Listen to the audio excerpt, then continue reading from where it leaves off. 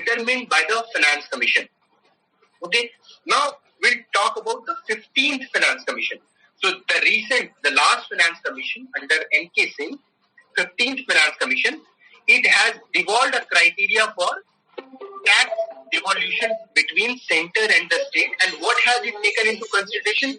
क्या-क्या चीजें हैं जिसको ध्यान में रख के tax का devolution किया जाता है? What are the aspects? The first is the population. That 2011 census has been taken into consideration. Okay, how are they?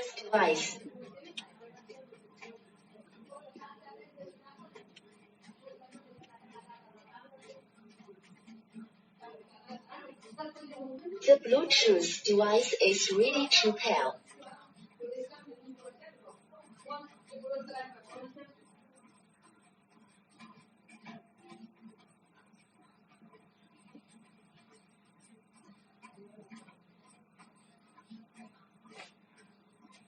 Constitute Finance Commission at the expiration of every 5th year or even that. Okay, so that's the difference. Somebody says, I'm not able to see anything, screen is blurred, sir. Okay, somebody says, please click screen so we'll be able to see you. There are some security aspects that renders not to be shared the video and the screen, Sagar. Don't worry, just focus on the PDF, okay? I think PDF is more important than my face, okay? The Bluetooth device is ready to term reference of Finance Commission for 5 years. 5 years is the term reference. Tax devolution. जैसे 100 रुपए अगर centre ने कमाए हैं, if the center has earned 100 rupees, how that 100 rupees is to be tax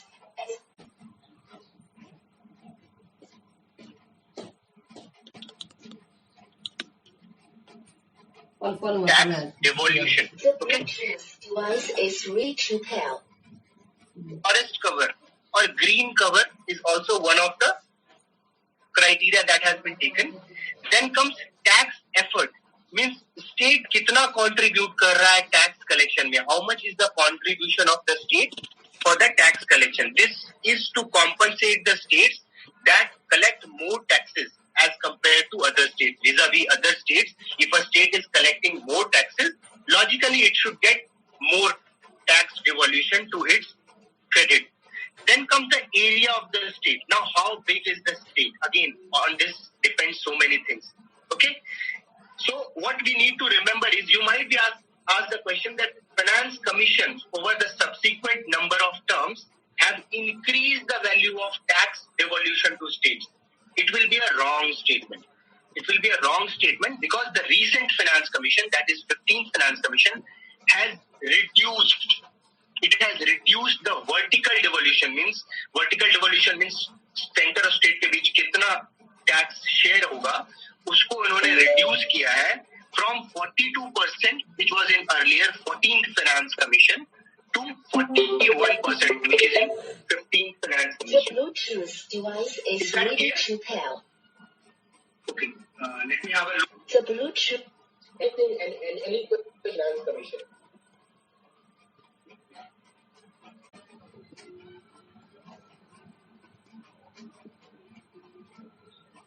Is there uneven taxes?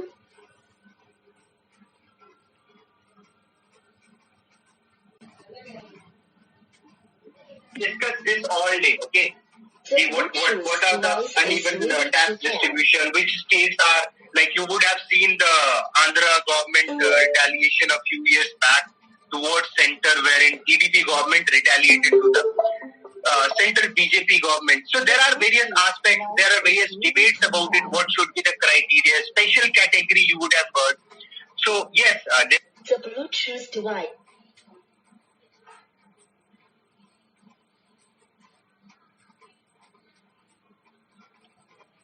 Distribution is devolved by the Bluetooth device is ready to and based on that rationale only the tax is distributed. As I said, if a state is contributing more to the tax collection, logically it should get more benefits out of it. So tax effort is one of the criteria.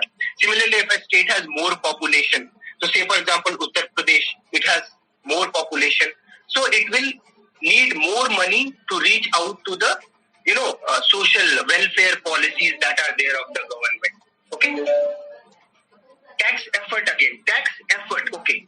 Somebody asked to explain tax effort again. Tax effort is the initiative of the state in order to facilitate the tax collection. Means कोई भी state कितने efficiency के साथ tax collection में help करता है उसको हम टैक्स एफर्ट कहते हैं. Sir, does Finance Commission say anything about fiscal deficit? Of course it does, but again, that is a domain of central government. The Bluetooth device. Yes, please.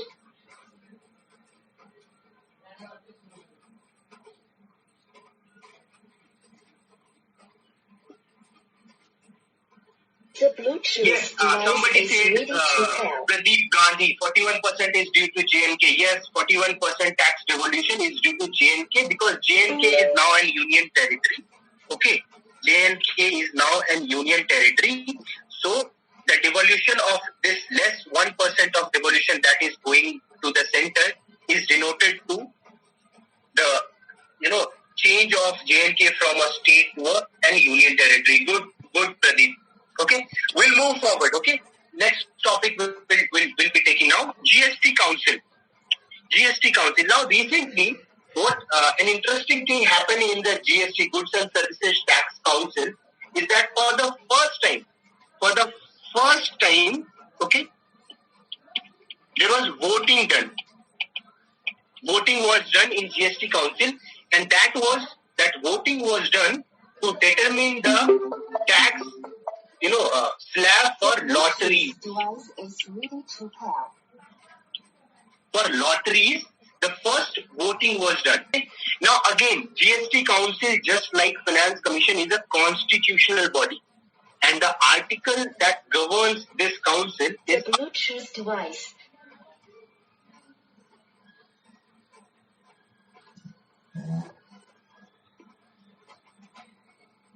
Services Council has to be constituted by the President within 60 days of commencement of Article 279A.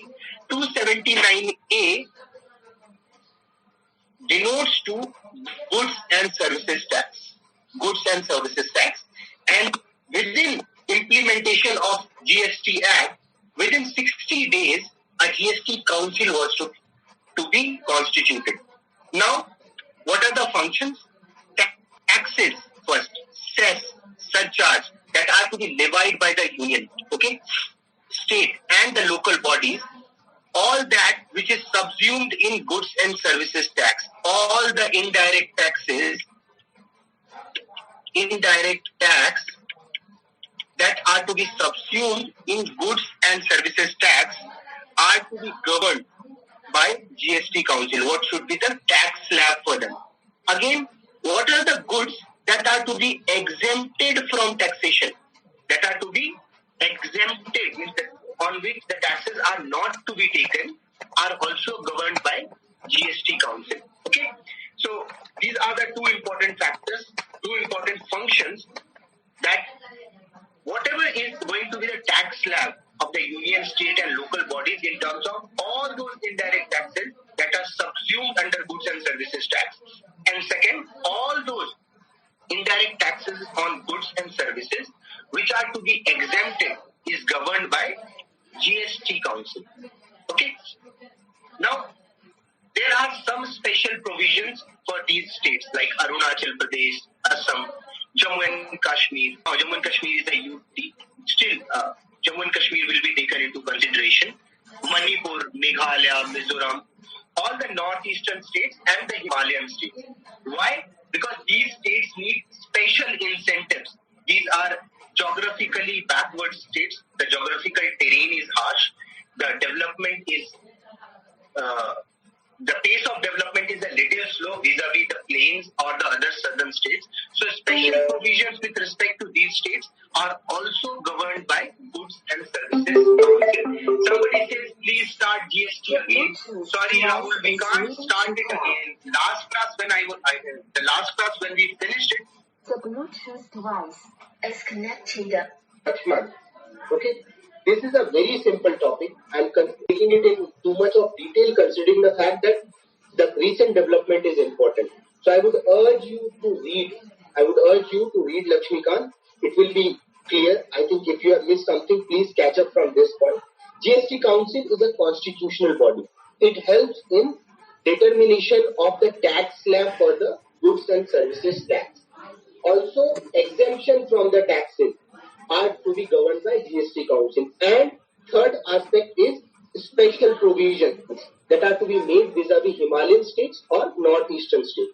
So three functions: tax slabs, exemption, and special provision. I think that would be sufficient. Okay, somebody asked what is a tax slab. So whatever will be the rate of taxation, like 5%, 12%, okay, or 28%, all these are tax slabs. Okay.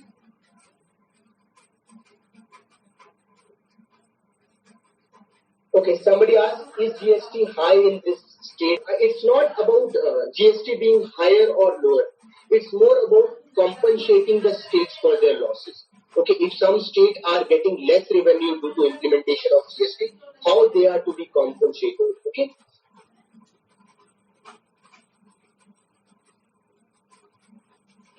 Okay. Next, we'll move forward. National Anti-Profiteering Authority. Now, this body was constituted under GST Act 2017.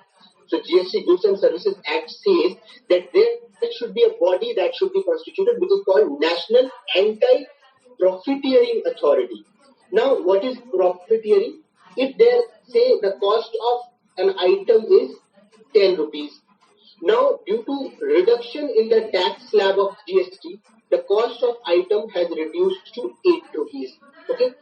So, the end user or the consumer should get the benefit of this reduction.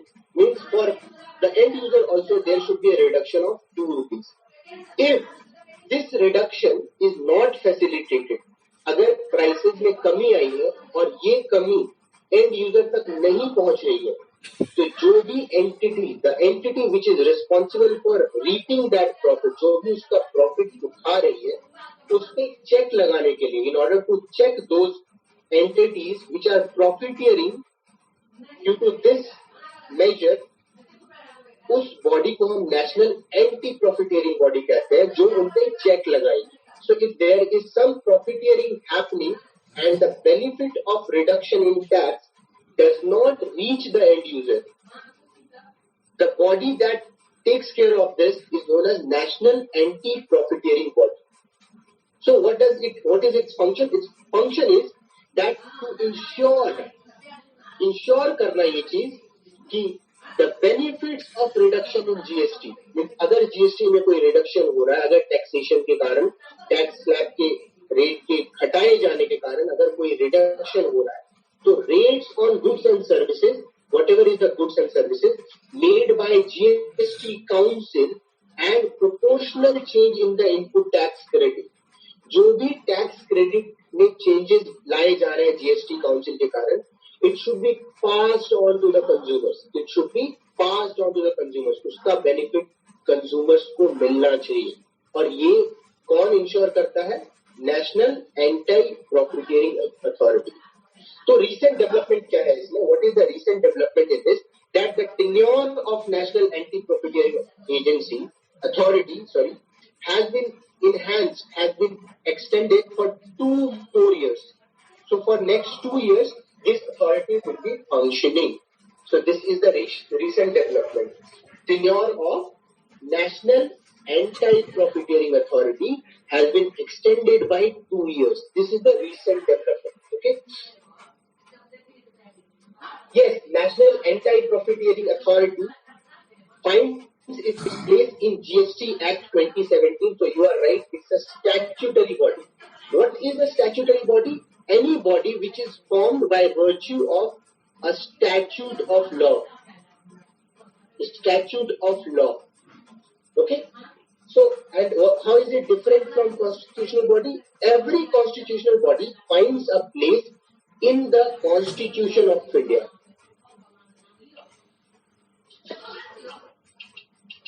So, if a body finds its mention in some article of the Constitution of India, it is called a constitutional body. Now, any body that is formed by a simple act is called a statutory body. And any body which is formed by just a declaration by the executive is known as executive body. Can anyone come up with one example for executive body? Anyone who can come up with an example for executive body?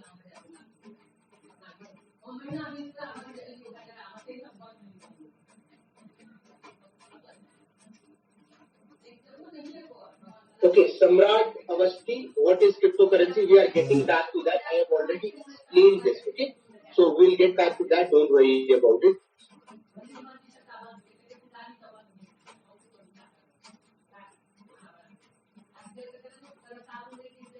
Yes, statutory body and non-constitutional body is same. So there are two kinds of non-constitutional body. One is statutory body and second is executive body. Okay, Mohammed Firoz says, okay, you need to take care of your bandwidth. You need to take care of your internet connectivity. Okay. What kind of tax is GST? It's indirect tax. Shall we move ahead?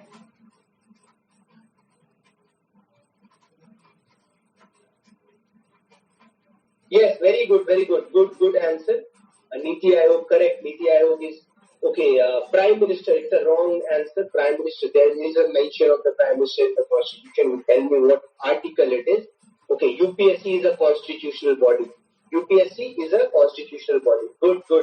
Okay, very responsive. Good, keep it up. Shall we move ahead now?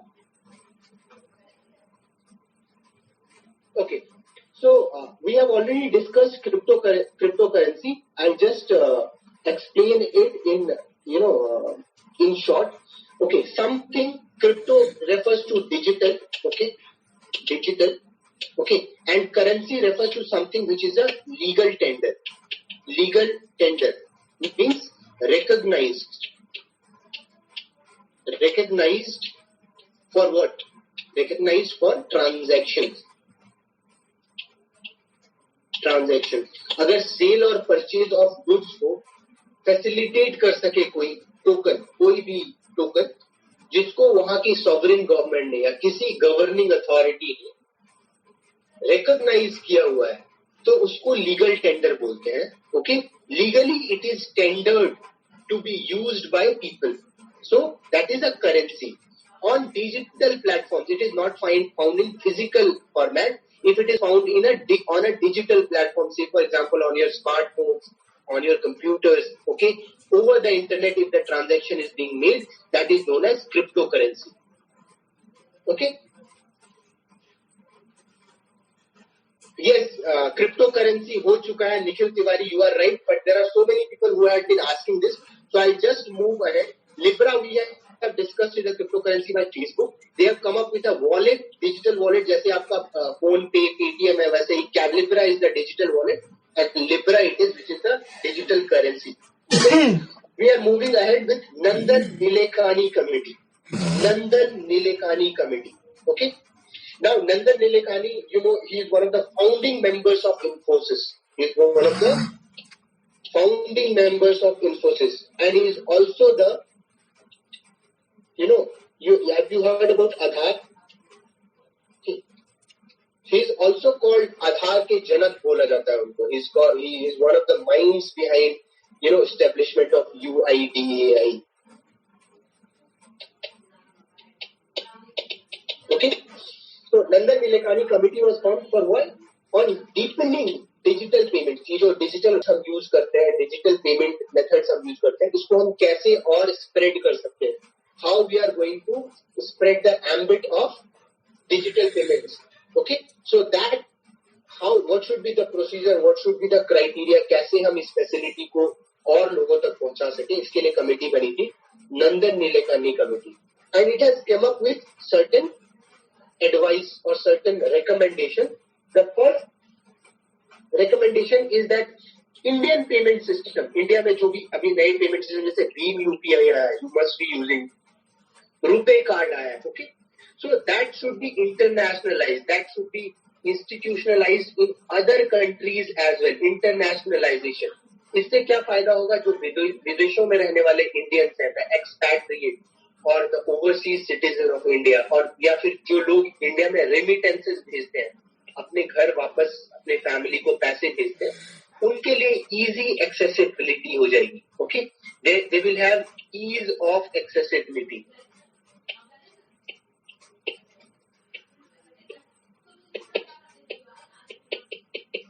Ease of accessibility हो जाएगी.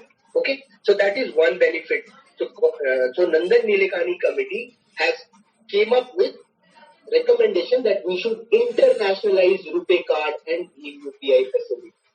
Okay, no, somebody has just asked, is Paytm a cryptocurrency?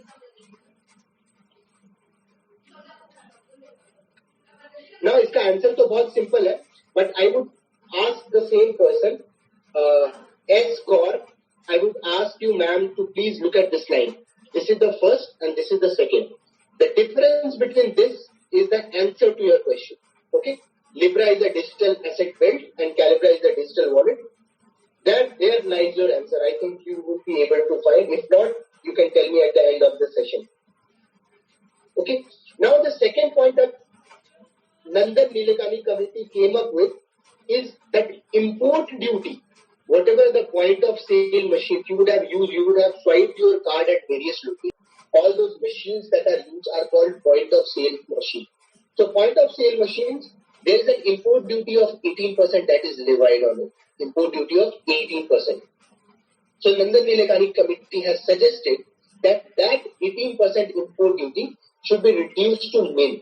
Okay, in order to facilitate more point of sale machines in use in India, in application in India for a period of 3 years. So इससे क्या होगा? What will happen with this? There will be more scope for use of Rupee card. लोगों के पास Rupee card होंगे, they can directly access it with the help of point of sale machine. That will add on to the digital payment. Okay, so 18% को घटा के 0 करना is the second recommendation. Am I clear with this? Okay, is Infosys? No, Infosys is not a government organization. It's a private, multinational company from India. You would have heard about Mr. M. Narayana Murthy. Okay, so Infosys is a private entity. It's a software firm. Shall we move ahead? Okay, so next we are talking about Navarro recession. Okay, now you all would have heard about trade war between US and China. Okay, so there is a lot of all these keywords or jargons that you would have heard. One is protectionism. Okay,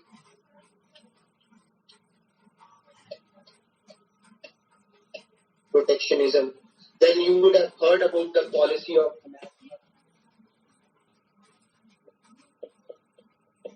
and then you would have heard about trade war. So all these policies wherein Donald Trump tried to compete, and what was the medium of this competition was that he threatened or he aggressively asserted that all the countries, all the leading import countries which import materials to US should reduce their taxes for American goods that are being imported by these countries. So this led to a trade war, especially between America and China. Okay. Now these policies of protectionism, in order to facilitate more businesses in the US and in order to reduce the taxes or all those measures that are taken by countries like China and India. Okay, it has hurt American economy in a slowdown. So there is a slowdown that has resulted due to all these policies in the long run, due to the policies of the President Donald J. Trump. And why this slowdown is called Navarro recession? Because he was being guided by an economist named Peter Navarro. So Peter Navarro is very close to Donald Trump. It's an American media term that has been given because of so I'll come back to the questions in a minute. So US media has given the term Navarro recession to the recent slowdown because of the role played by Peter Navarro, who is considered to be very close to President Donald J. Trump. I think till this point we are okay. So let me come back to questions. If you want to have a look through the notes, please go through these parts. Okay. Now somebody asked, sir, notes provide होंगे? Yes, notes definitely provide होंगे. If in case आज भी कोई delay होता, I'll be providing the notes immediately after the session to the academy. You can contact the academy, get your notes. If there are any issues today, you let me know in the next class, and we will find some other mechanism as well. I want you guys to have the notes as soon as possible. Okay, is my voice clear? Can everyone hear me? Some people are saying there are some sound issues or something. Okay. So, protectionism. Somebody has asked me protectionism and to repeat Navarro recession. So, protectionism एक policy होती है जहां पर एक domestic country, say for example America और India, यहाँ की जो companies है उनको ज्यादा privileges प्रदान करने की कोशिश करती है. It tends to provide more privileges or more incentives to the homegrown entities or homegrown corporations vis-a-vis foreign entities or foreign corporation. इस पॉलिसी को प्रोटेक्शनिज्म कहते हैं, जहां पे हम अपने प्रोडक्शन को प्रोटेक्ट करने की कोशिश करते हैं, अपने प्रोडक्शन को ज्यादा से ज्यादा प्रॉफिटेबल बनाने की कोशिश करते हैं. ओके, कैसे?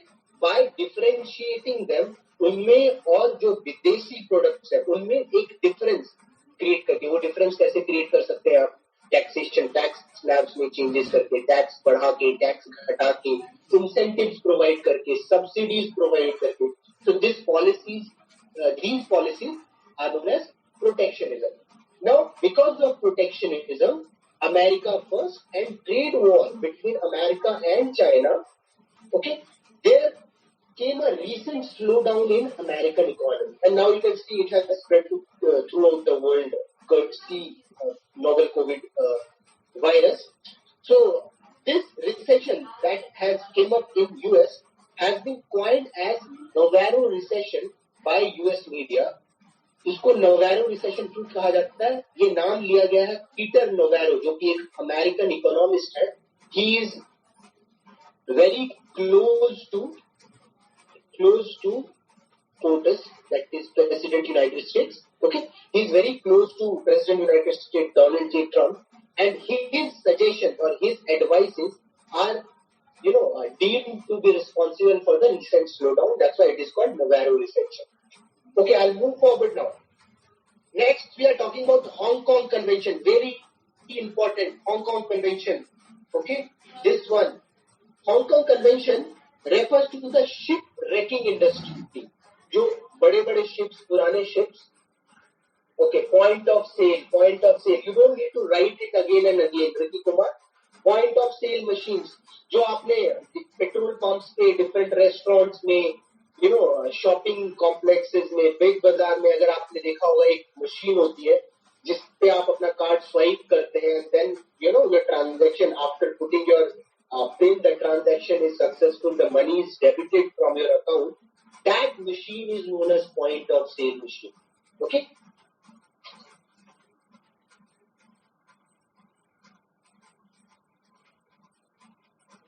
No. Somebody has written Navarro recession includes impact of virus too. No. That we are just talking about American policies that led to the slowdown. American economic policies that led to the slowdown in the economy are termed as Navarro recession. Okay, it has nothing to do with the COVID-19.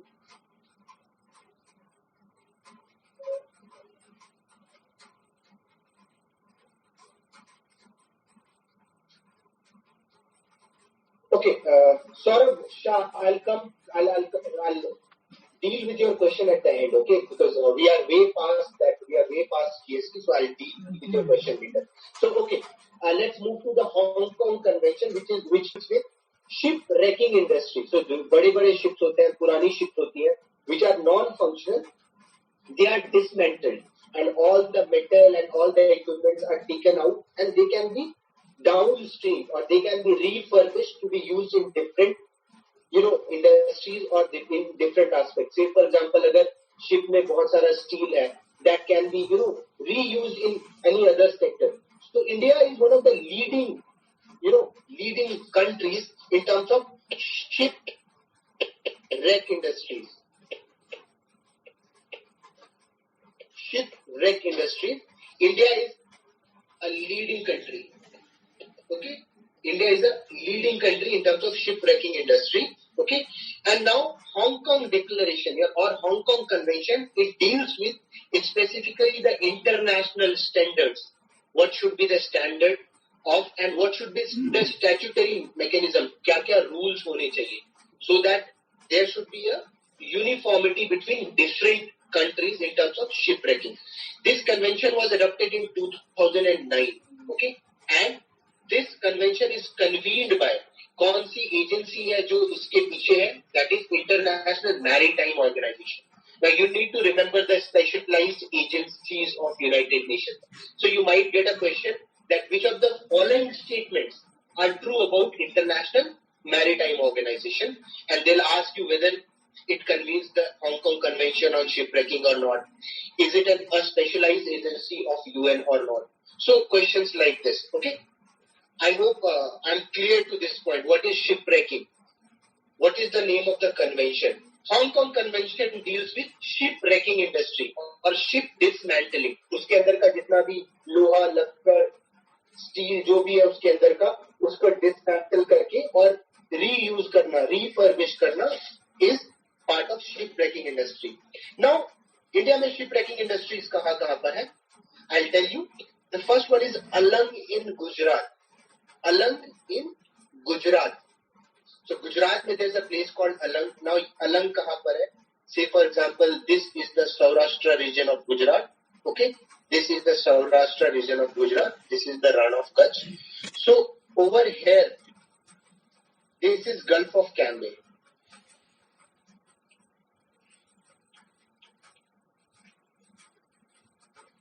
And this is Alang. Okay, Gulf of Cambay, and this is Alang. This point is Alang. Okay, so Alang in Gujarat is one of the important centers of shipwrecking industry. Have you noted this? Please, if you want to make any, yes, somebody has written Bajaj Vijayant motorcycle. Yes, correct. Very good. Okay, so.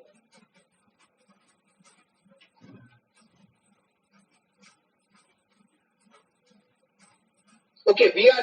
Somebody has asked which topic.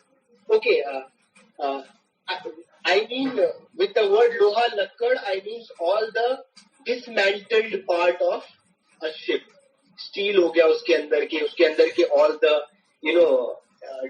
non-functional जितने भी equipments हो गया उसको निकालने. Steel and iron is one of the major outputs of the shipwreck industry. So Alam, everybody is clear with Alam. Yes, somebody has said, Parth has said, world's biggest shipwrecking industry is at Alang. I think you are correct. I'll have to have a check on that, but yes, Alang is one of the major centers. Okay.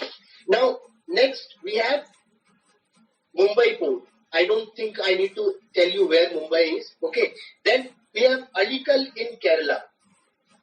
Next is Alikal in Kerala. Okay. Now, where is Alikal? Kolkata, you all must be knowing. I'll tell you where is Alikal. So, just understand that if this is Kerala, if this is the map of Kerala, okay. Now, the northernmost district is Kasaragod district. And south of this Kasaragod district, somewhere over here, is Alikal. Alikal is written as Azhikal. Azhikal. Azhikal. That's Alikal.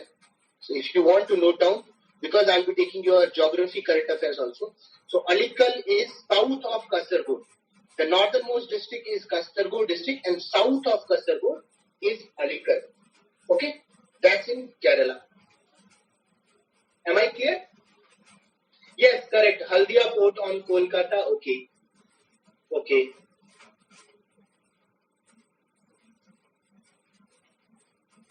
Okay. Next, we'll move to the next topic. Okay. Next topic is Silver Line Project. Silver Line Project. Now, Silver Line Project is a high-speed, semi-high-speed train project in the state of Kerala.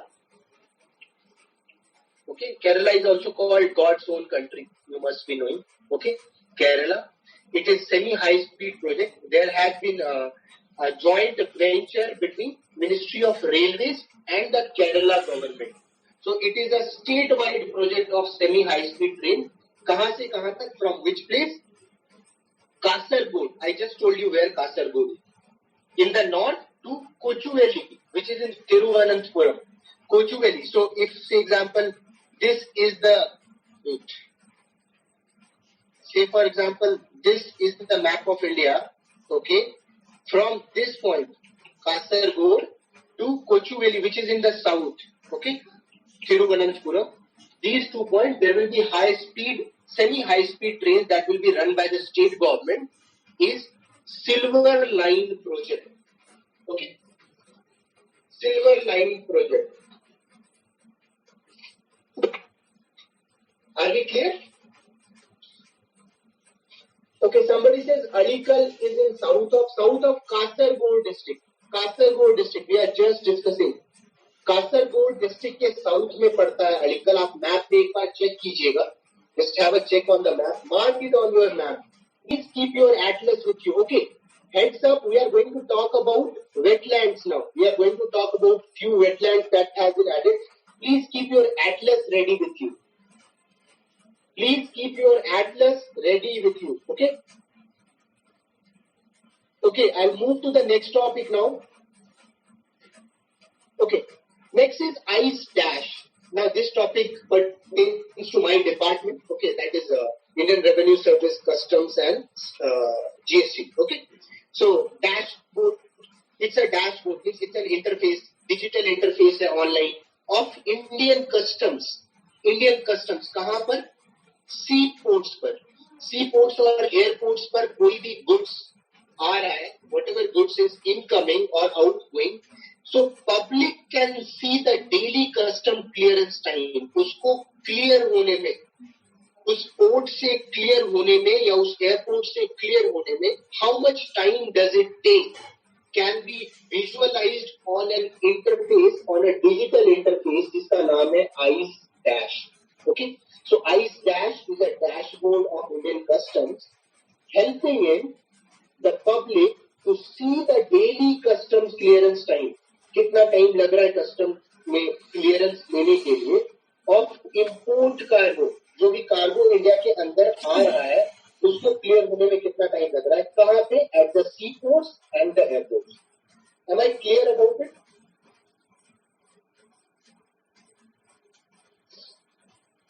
Okay, somebody says Atlas room पे है. You have internet connectivity. Come on, be a little smart, okay? You have internet connectivity. You can just note down these places and later on check on Google also. Okay? You can open a new window in your laptop and you can just have a look on where Alikal is, where Kasargod is. I need a little bit of. In fact, UPSC needs you to be a little bit more smart. Okay. And next is Atithi app. Okay. So we have talked about Ice Dash. Next is Atithi app. Okay, so all those people who don't have Atlas, don't worry. I am there. I will help you out. I have kept all the maps ready for you. Just pay attention to the screen. If you have good internet connectivity, you can Google it also. You can write it down in a piece of paper and after this class you can visualize it. There are 100 ways. कहते हैं, if you want to do something, there are 1,000 ways to do it. And if you don't want to do it, there are 1,000 excuses. Okay? So please pay attention now. Next is Atithi app. What is Atithi app? It's a hassle-free and faster clearance by custom at airports. So with using an app, the custom clearance timing on airports have been heavily reduced. Time को कम करने के लिए, streamline करने के लिए, जो भी clearance airports पे होते हैं, just on airport. Okay? Faster clearance, Atithi app. अब UPSC, how UPSC can ask you the question? UPSC will ask you कि इनमें से कौन सा statement, which of the following statement is true about Atithi app, and they will write ports and airports. Will be a wrong statement. Or they'll write ice dash and they'll say it is an app for hassle-free and faster clearance of custom at airports only. If there is word only over there, be very careful. Absolute statements are often asked in UPSC and they are often wrong. Be very careful about it. Am I clear? Shall we move to the next topic? Ice dash or Atithi app samajh aaya? Okay, what is necessity of making customs visible to public? Very good question. Think about it. At least if you would have read UPSC, you would have read NCERT books for UPSC preparation. You would be, a little bit aware about kya necessity. There are so many essential goods, drugs, pharmaceuticals. There are so many stakeholders inside the country. कोई दिल्ली में बैठा हुआ है, उसकी company है, which is importing goods. There are businessmen. How will they visualize कि उनका product कहाँ पर है? How will they take care of the fact that, okay, how much delay will it take for the product to be supplied in Delhi? Okay, it is important for people. They are part of public, right? Businessmen, all these entities, जिनका stakes है, who are the stakeholders of these custom products, right? So, in order to facilitate and visualize, in order to make advanced arrangements for them, ice dash is important. Am I clear?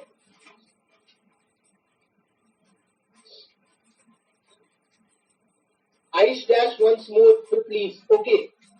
Amrit, ice dash is एक dashboard है. जैसे आपने अभी अपना internet खोल रखा है और आपको वहां पे क्वेश्चंस दिखाई पड़ रहे होंगे. सिमिलरली एक डैशबोर्ड है जहां पे जितना भी कार्गो इंडिया में आने वाला है, इंपोर्ट होने वाला है, उसको विजुअलाइज किया जा सकता है कि अभी कितना टाइम लगेगा, कहाँ स्टक है, कौन सा क्लियरेंस नहीं मिल पाया है. So things like this can be updated over there, and a customer or a general public can visualize them sitting anywhere in the country with the help of digital platforms. That is ice dash. Atithi app is specifically for airport. Okay, ice dash is for both airport and ports, specifically for import cargo. Okay, shall I move ahead?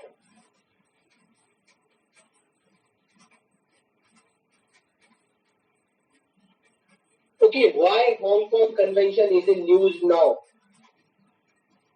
Shrish Anand, why Hong Kong Convention is in news now? Because India is growing as a country in terms of shipwreck industry. India के steel demands बढ़ रहे हैं. You would have heard about industrial growth of India and the demand for steel. So one of the key suppliers, this shipwreck industry can be a key supplier for.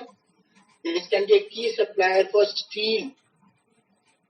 India को की steel dependency को घटाने के लिए, import dependency को घटाने के लिए, this can be an important industry. That's why Hong Kong Convention is in news. You would have heard about so much of anti-dumping and steps taken by the government over the China's dumping of steel in India, cheaper steel. तो हम उसको कैसे counter कर सकते हैं? How are we going to counter them in terms of policy?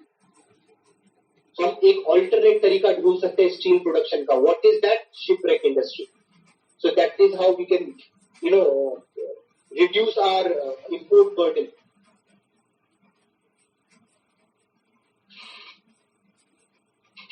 Okay, next, very important topic for your examination. Very important. Okay, 10 more wetlands have been declared as Ramsar sites. 10 more wetlands have been declared as Ramsar sites.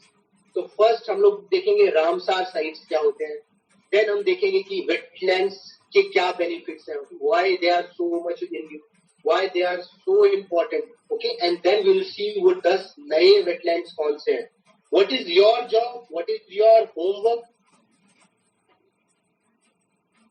Your homework is draw a map of India and locate rest of the 27 wetlands.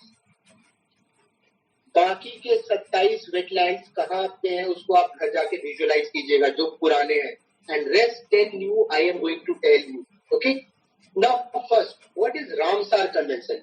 Now Ramsar is a city in Iran, okay, Ramsar is a place in Iran. Ramsar Convention is one of the oldest intergovernmental convention, intergovernmental treaty, whose purpose is to preserve the ecological characters of wetland. कोई भी wetland, कोई भी water body, inland water body, okay, जो बहुत ही ज्यादा important है ecological point of view से, उनको conserve करने का initiative रामसार कन्वेंशन के तहत लिया जाता है। The initiative to conserve ecological characters of wetland, which are for international importance. Okay, these are called Ramsar Convention. Now, a wetlands के क्या benefits हैं? What is it that makes wetlands so important? First, they dissipate steam energy. जितना excessive heat होता है nearby locality में, the nearby locality having excessive heat, that is dissipated to the wetlands. Okay, then it conserves the groundwater flow. So groundwater है that it creates a buffer between the groundwater and the surface water. Okay, then it has saturated peat, which is a storehouse of carbon. It is a good carbon sink. Carbon sink. Okay, it is a good carbon sink, means ये carbon store करता है. Carbon sink is nothing but a storehouse of carbon. Okay, now it provides critical wildlife habitat. आपने सुनेंगे बहुत सारे cranes और बहुत सारे birds साइबेरिया से, मंगोलिया से, कजाकिस्तान से, they fly all the way down to India for their nesting and all near the lakes. In the last class we talked about Chilika Lake. It is an important nesting site. It is an important migratory birds, a transit location and a nesting site. So what is Chilika? And it is a cleaner water outflow. जो lakes होते हैं उसमें sediments settle down होते हैं. Okay, ultimately that lake is feeded or feeds a river. Okay, so it helps in filtration of all those impurities. Okay. Then there are other important aspects. आपने सुना होगा in the eastern part of the country, jute cultivation, paddy cultivation. Huge stretch of wetlands are used for jute and paddy cultivation. So it is an important source of food. Okay, it is an important source of water, no doubt about it. Wetlands का इतना बड़ा role है India में water, provisioning के लिए. इसीलिए recently you would have heard that government has taken so many. Government has come up with steps to conserve all these areas, all these wetland areas. आपने सुना होगा अटल भूजल योजना. अटल भूजल योजना. Try to read about it. भूजल योजना. किन states में है ये अटल भूजल योजना? If there is someone who can write all the states एक साथ, ये नहीं कि अलग-अलग लिख रहे हो 25, there are 25 comments. Just write एक लाइन में which are the states. Don't Google it. Tell me which are the states. क्यों ये schemes ली जा रही है? So that all these water bodies which create a buffer between a river and the groundwater are conserved. Then comes groundwater recharging. I have already told you. Aquifers are recharged with the help of wetlands. Water purification. Sediments में impurities जमा हो जाती हैं. Okay, and that water body feeds to another larger water body. So that way it helps in water purification.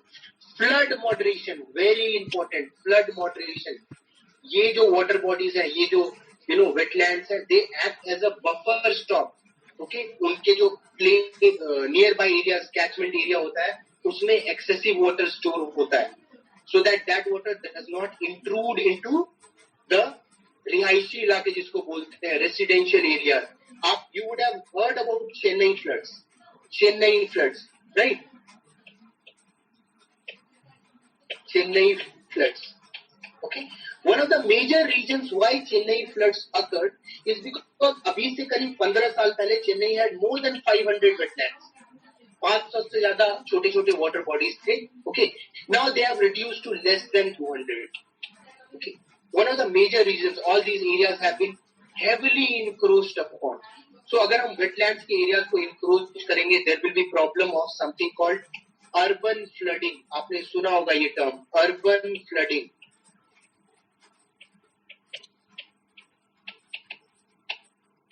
Okay, all this is see how beautifully interconnected it is.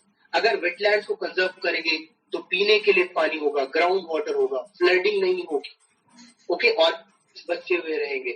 There will be greenery and ecological balance around. So everything is interconnected, and that is why wetlands are of so much of importance. Erosion control कैसे? अगर हम wetlands का area encroach करते हैं, so the water will dissipate to other areas. Water will spread to other areas, and उन areas में ज़्यादा soil erosion होगा. And last is climate regulation. More importantly, microclimate regulation. छोटे areas है जहाँ पे वो wetlands है, वहाँ पे it will have a lesser temperature than the other areas. Okay, it will have lesser temperature than the other areas. Now इससे ही एक और term आता है that yes, somebody has written, yes, I will discuss Montreux. I'll discuss it. Don't worry. Montreux record will discuss. So I was talking about climate, microclimate regulation. Now you have to go home today, and as your homework, you have to also find out what is called urban heat island. Urban heat island किसे कहते हैं? Okay, you have to find it out. ज़्यादा concretization हो जाता है जहाँ पे there are more development of townships and cities. तो उसके कारण माइक्रो टेम्परेचर, उस एरिया के छोटे से एरिया के टेम्परेचर पे, क्लाइमेट पे क्या असर पड़ता है, उसके बारे में आप पढ़ेंगे तो आपको ये टर्मिनोलॉजी कहीं ना कहीं मिलेगा. So when we conserve the wetland, it helps in climate regulation. Okay, I think till this point I am clear. Dissipate steam energy. Somebody has asked, what is dissipation of steam energy? Okay, so suppose, say for example, nearby areas में कोई industry है. Okay, there are some industries in the nearby area of a wetland. There is water that is being used by the people that live in the locality.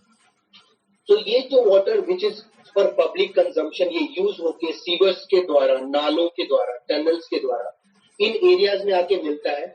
The temperature of that water, जो industries से effluents निकलते हैं, जो industries से waste water निकलता है, its temperature is higher. It has lot of heat into it, and that water ends up in these wetlands and cools down. Okay, so वो जो गर्म पानी है या वो जो heat है, वो through various mediums it comes to the wetland and it cools down over there. So this process is known as dissipation of heat energy. Am I clear? Okay, I'll give you a pause over here. Look at this diagram very well and try to look at all the points that are mentioned over here. What are the benefits of wetlands?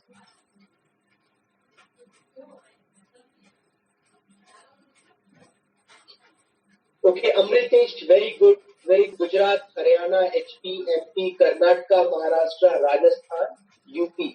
Very good. Yes. So from Haryana all the way to Rajasthan, the western states of India are under the ambit of Atal Bhujal Yojana. Very good, Amritesh. Okay. Yes, somebody. Strankit Kumar. Strankit has written it very nicely. Urban population dome. ये जो heat island है. Okay. There is also a term related called urban population dome. Okay. Okay, shall I move ahead? Everybody, have you been able to catch up with me?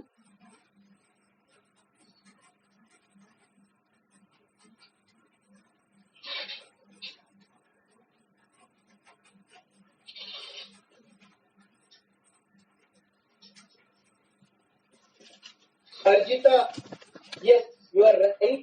Water with chemicals will harm the marine life at wetland. Yes, so that is why there is so much regulation on how you have to, recycle that water, how you have to create a system for recharge of that wastewater and ensure that chemicals are not discharged into the wetlands or nearby river bodies. Okay, that is there. But having said that, it will still help in dissipation of steam energy. Okay, the wetland will still help in dissipation of steam energy. Think of it in terms of pollute. General public in चीजों के लिए use करती है, washing, bathing, all those aspects. Again, it will have some element of heat, and that will be dissipated into the wetlands and all these water bodies. Okay, I'll move ahead now. So, Ramsar Convention has recently declared 10 more wetlands from India. 10 नए wetlands को add किया गया India में as a site of international importance. International importance के wetland. So total number of wetlands Ramsar sites in India are 37. 37. Okay. Out of that 27 you have to find out. They are old ones. Okay. I'm not saying they are not important. They are also equally important. But because this one is in use, we are dealing with them. Okay. Now we'll deal with each one of them individually. Okay. The first one is in Maharashtra. It is called Nandur Madhameshwar Bird Sanctuary. You remember all these wetlands are important bird nesting sites. Okay. All these areas are important bird areas also because birds, they tend to stay in the vicinity of water bodies where they have sufficient food. Okay. So Nandur Madhameshwar Bird Sanctuary is the first Ramsar site in Maharashtra. Very important. It is the first Ramsar site in Maharashtra. कहाँ पे है ये? ये नासिक में है. If you can see in the map over here, it's in Nasik. So somewhere over here is the district headquarters. It's towards the northeast of district headquarters of Nasik. Okay. अगर आप में से if there is someone from Nasik, they must be knowing. It is towards the northeast of the district headquarters of Nasik. So it is the first Ramsar site in the state of Maharashtra. It houses a bird sanctuary. Okay, the name itself says it houses a bird sanctuary, and it is so important for the state of Maharashtra. इसका relevance इतना ज़्यादा है कि it is also known as Bharatpur of Maharashtra. Now, where is Bharatpur? Please, where is Bharatpur? Okay, Bharatpur of Maharashtra. Bharatpur is again an important bird nesting site. It's an important migratory transition point for birds. Okay.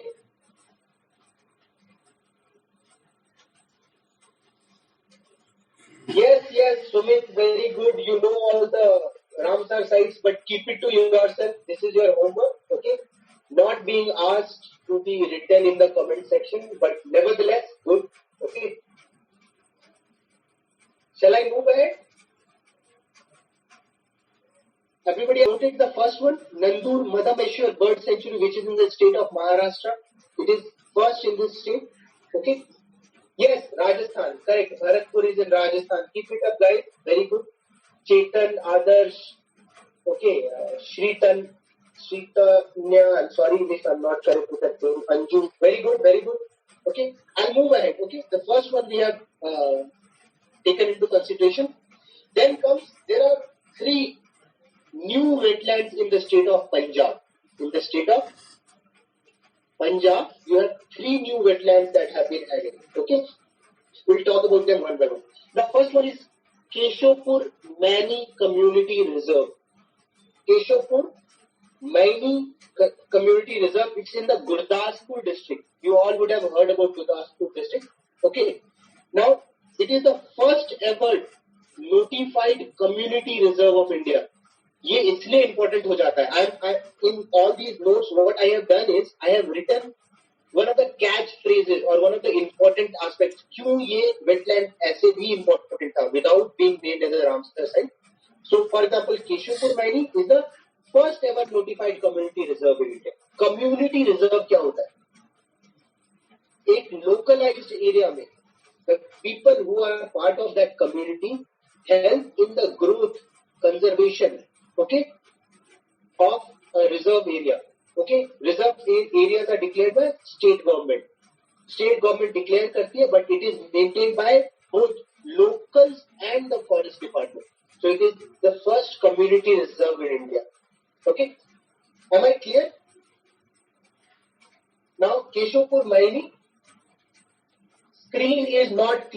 ma'am, you need to do something about your internet.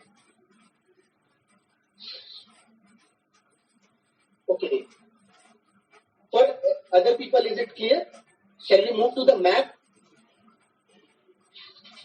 Can you see the Gurdaspur district in the northern part of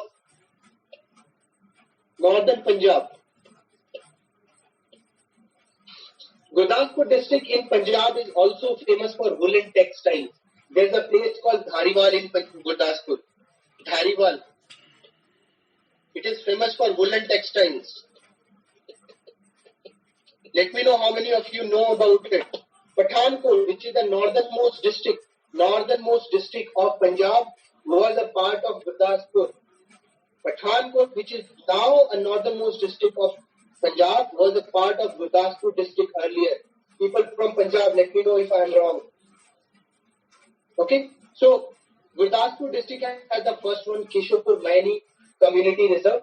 Okay, community reserve क्या होता है? Somebody asked what is a community reserve? Okay, community reserve एक area होता है जिसको जहाँ पे एक फॉरेस्ट एरिया होता है जिसको वहाँ के लोकल्स हेल्प करते हैं ग्रो करने में, कंजर्व करने में, ओके, और लोकली रेगुलेट करने में. Okay, it is managed with the help of locals as well as forest department. Okay, so forest department of the state और वहाँ के लोकल्स मिल के जिस एरिया को मैनेज करते हैं, that is community reserve. So first community reserve of India was Keshwapur Maini Community Reserve, which is now an important wetland site of international importance. It is a Ramsar site now. Clear? Shall we move ahead? Okay, next is Beas Conservation Reserve. Now, reserve is a stretch of Beas River. Okay, Beas River. Beas River is a tributary of which river? And whether it is a left bank tributary or right bank tributary, please let me know. Okay, so Beas Conservation Reserve, it is a 185 kilometer stretch of Beas River which starts from Harike headworks to Talwara Conservation Reserve. I'll show it to you in the map where is Harike and where is Talwara.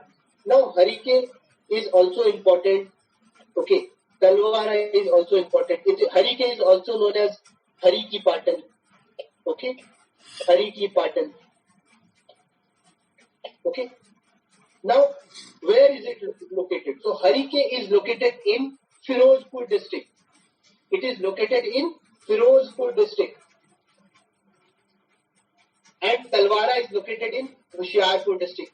So, there is a stretch of Beas River which flows just by the side of Kapurthala district, between Kapurthala and Jalandhar district, and this area, this stretch of 185 kilometers of Beas River is now a Ramsar site of international importance. Yes, Indus, correct. Very good, very good. Mukesh, Sri Ganesh, very good. Okay, so Beas Conservation Reserve is a 185 kilometer stretch of Beas River, which is from Harike is in Firozpur district, to Talwara, which is in Hoshiarpur district. So you need to remember this. So first one was in Gurdaspur. The second one is a stretch of Beas River from Firozpur to Hoshiarpur. Okay. Now the next is Nangal Wildlife Sanctuary. Nangal Wildlife Sanctuary. It is the third one. Nangal Wildlife Sanctuary. It is in the Roopnagar district. Okay, Roopnagar district of Punjab. Now, Roopnagar district, you would have heard in IVC also. Indus Valley Civilization also. It is also known as Ropar. It is just near Chandigarh.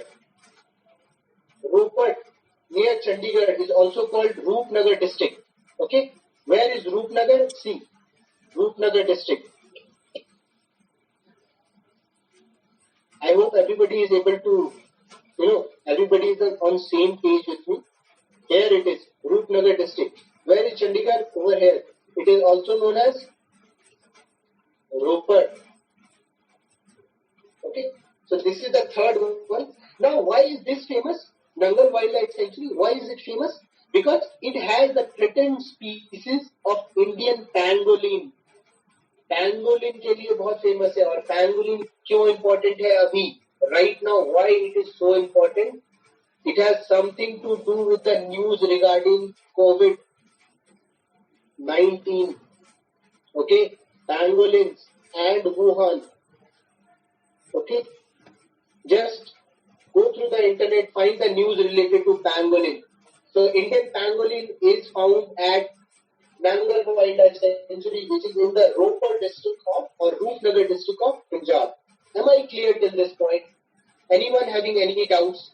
If you want to note down, please note it down. If you want to visualize, please visualize. Okay, this is the first one. This is the second one. This is the third one.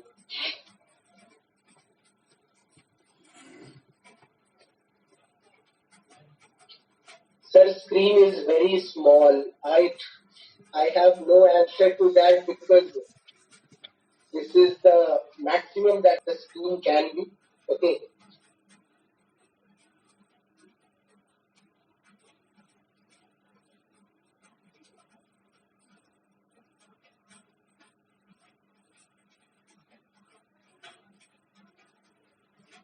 Okay, shall we move ahead? Next, we are coming to the 6 sites that are in Uttar Pradesh.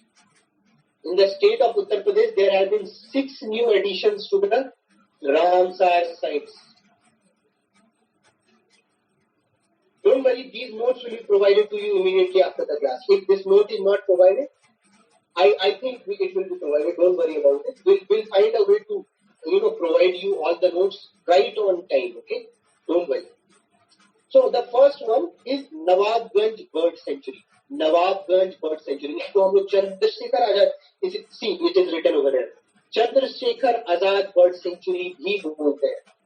Nawabganj Bird Sanctuary is also known as Chandrasekhar Azad Bird Sanctuary. It is in the Unnao district. Unnao district lies between Kanpur and Lucknow. Unnao district. Okay. Unnao district में है नवाबगंज. अभी will visualize it on map right now. Just be with me on this notes. Nawabganj Bird Sanctuary is the first one, which is in Unnao district, which is also known as Chandrasekhar Azad Bird Sanctuary. Then you have Parvati Aranga Bird Sanctuary. Okay, this is in the Gonda district, which is just in the north Uttar Pradesh. Gonda district. Parvati and Aranga are 2 seasonal rivers, 2 rain-fed lakes. Okay, which are around 1.5 kilometers apart, and this Parvati Aranga Bird Sanctuary is now a Ramsar site. Okay, then comes Saman Bird Sanctuary. Saman Bird Sanctuary, which is in Manpuri district. Manpuri district. Okay, it is in the southwestern part of Uttar Pradesh. Manpuri district. Okay, Saman Bird Sanctuary near Itawa. Okay, we'll see it on the map also.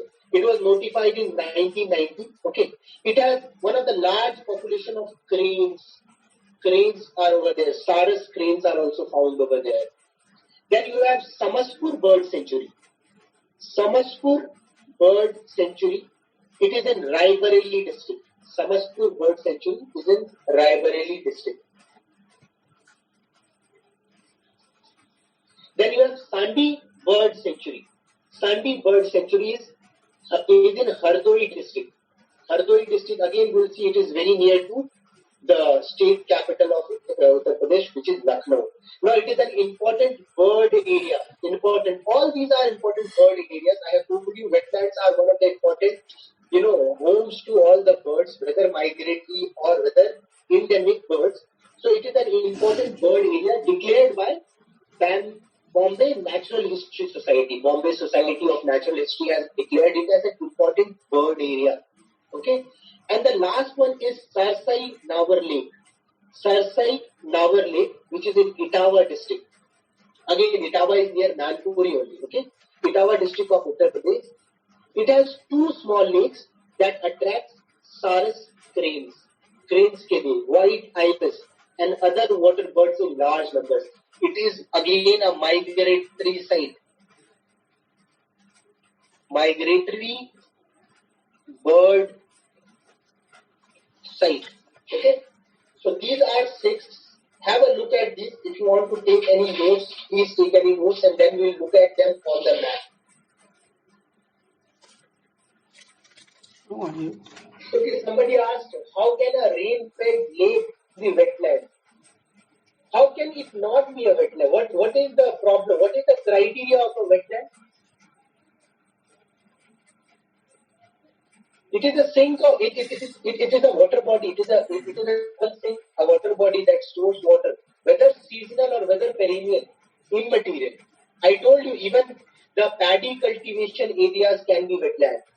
Paddy cultivation areas, jute cultivation areas in Bengal and Bihar can be a wetland. Okay, so I think that answers your question.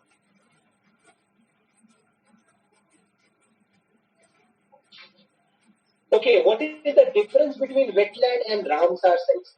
So all Ramsar sites are wetlands, but all wetlands are not Ramsar sites. Wetlands are any stretch of water body. Okay, 6 meters से ज़्यादा depth होना चाहिए. Ramsar site, those wetlands which are important international, which are significant of international importance. International importance के wetlands को Ramsar sites की list में include किया जाता है. So as I said, all Ramsar sites are wetlands, but all wetlands are not Ramsar sites. Can you please slow down your speed? Yes, ma'am, I will slow down the speed to see. We have discussed all these things. Please have a look of it on the map. Is the map visible to you people? We'll talk about one by one. So the first one was Nawabganj Bird Sanctuary, right? Nawabganj Bird Sanctuary. Where it is? It is in Unnao district. So Unnao कहाँ पर है? कानपुर और लखनऊ के बीच में. In between Kanpur and Lucknow. I told you earlier also. So that is Nawabganj Bird Sanctuary or Chandrasekhar Azad Bird Sanctuary. Clear? Okay. Next is Parvati Aranga Bird Sanctuary. It is in the Gonda district. Parvati Aranga Bird Sanctuary is in the Gonda district. Gonda district कहाँ पर है? मैंने बोला था northern Uttar Pradesh की तरफ. You see, this is the Nepal border. ये Balrampur district है, which is a border area. Gonda. Okay. Here it is. The nearby districts are Basti, Ambedkar Nagar, Faizabad. Okay. So that is, it's not that important, but yeah, you need to have a rough idea. You can't remember all the districts of Uttar Pradesh, obviously, but yes. Then next comes Sarsai Navar Lake. Sarsai Navar Lake. It is in Etawah district. Etawah is a bordering district to Madhya Pradesh. Southwest Uttar Pradesh. Okay. Then Samaspur Bird Sanctuary. It is in Raebareli district. Samaspur, Raebareli district. Okay. Then you have Sandi Bird Sanctuary. Sandi Bird Sanctuary, again, it is bordering Lucknow, which is the capital city. Hardoi district. Okay. And last is Saman Bird Sanctuary, which is in Manpuri. So please have a look at the map if you want to look at it closer. See, have a look at it. Okay. And then we'll move forward.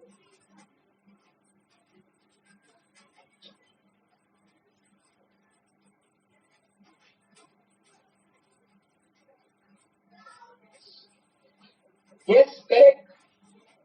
Mohit, correct. Gonda is near Ayodhya, Faizabad district. You are right. Wetland sites are seasonal or annual in terms of water capacity. Yes, correct. They can be seasonal, they can be annual. Okay. Annual as in perennial. There is no such term annual in terms of water. Perennial means water is there throughout the year. Chilka Lake, for example. Okay. Ashtamudi Lake, which is in Kerala. Okay. Puliat Lake. Read about those 27 sites. They are also important. Renuka Lake. Okay. Chandratali in Himachal Pradesh. Read about them. Shall I move ahead? Anyone who has missed anything?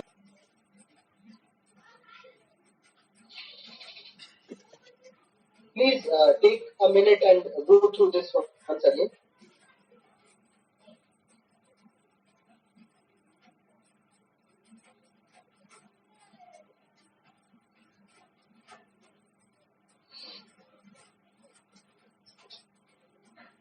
Okay, Parth has asked, sir, is there any government body for wetland conservation in India? Yes, there will obviously be. There should be a government body. The name is Central Wetland Regulating Agency, CWRA, Central Wetland Regulating Agency. This agency has been formed under EP Act 1986. पढ़ना EP Act 1986 के बारे में. Your environment, very important, Environment Protection Act 1986. Please do read about it. It is very important. Okay? Shall I move ahead? Okay. We'll take the next topic. Let's come to the next topic, which is uranium in India. Nuclear fuel, uranium in India. Hurricane, if somebody is written. Yes. Okay. Aman Ali. Hardoi is not in Lucknow. Hardoi is a separate district. Which site is in Nagpur? Okay. For Vasundhara, I will just go back to Nagpur. Which site is in Nasik? I'm sorry, not Nagpur, Nasik.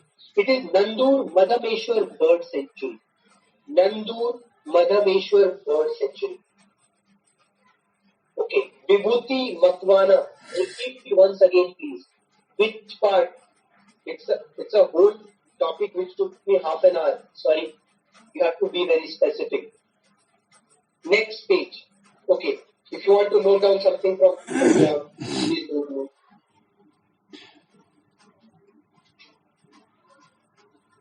And then you have Uttar Pradesh. Shall I move ahead?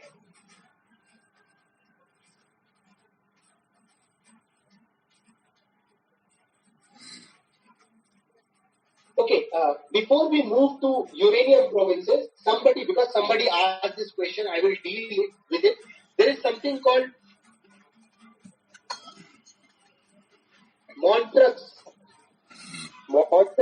record. Okay, Montreux record. Okay, please check the spelling. I'm sorry about that. Montreux record. Now, Montreux is a Swiss city. It is a city in Switzerland. Okay, Montreux record falls under the Ramsar site only. Ramsar sites जो है उसी के under आता है. But these are those Ramsar sites which need lot of attention. जहाँ पे बहुत ज़्यादा encroachment हो रही है, बहुत ज़्यादा ecological imbalance हो रही है. So in order to facilitate their rehabilitation, such sites are added into something called Montreux record. Okay. But in India, there are two such sites which are found, which are a part of Montreux record. Anyone who can tell me? One is in Rajasthan and the second one is in Manipur. Okay. Manipur is the Loktak Lake. If you have heard about, this is the largest crater lake of India. It also has a national park called Kebul Lamjao National Park. Kebul Lamjao National Park. Okay, and it has a deer. It is also famous because it is a crater lake. So there are all those sediment accumulations over there which are called fumdis. Lake के ऊपर depositions है जिनको fumdis बोलते हैं. And there is a deer found over there. The deer name is Shanghai deer. Shanghai deer is also known as dancing deer of Manipur. It is also known as dancing deer of Manipur. This is the state animal of Manipur. Very beautiful sight. When you look at it from a distance, ऐसा लगता है जैसे it is dancing over there. Dancing deer of Manipur. और why it is dancing? Because all these fumdis जो पानी के ऊपर इकट्ठा होते हैं, okay, they are not stable.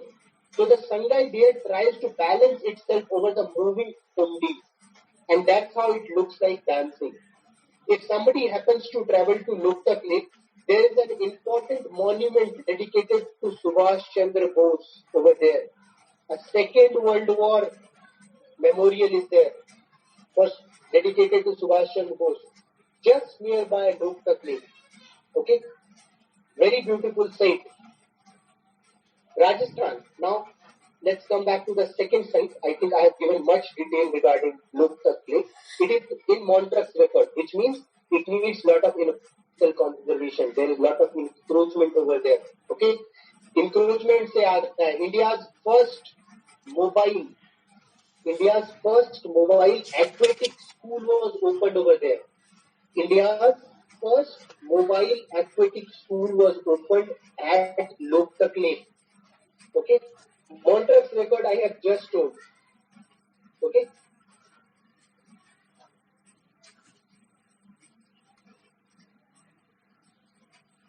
Second is Keoladeo National Park. Keoladeo National Park in Rajasthan is also under Montreux record. Okay. Keoladeo National Park is also a Montreux record wetland. Montreux record is the list of those wetlands which are a part of Ramsar site. First, वो wetlands होने चाहिए. Second, they should be a part of Ramsar list. Okay, Ramsar site. And then they should be needing conservation. उनको जरूरत होनी चाहिए बचाव की, उनके ऊपर स्पेशल अटेंशन की, so that they can be revived, उनको बचाया जा सके. Such sites are listed under Montreux record. Am I clear about it?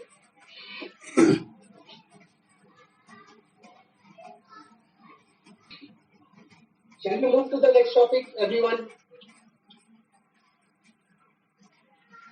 Okay. myheart.mymother.ms. Sir, हमें notes नहीं मिलता. I have told you 100 times. Notes will be provided. अगर if I am not audible, I am writing it over here. Notes will be provided. Okay.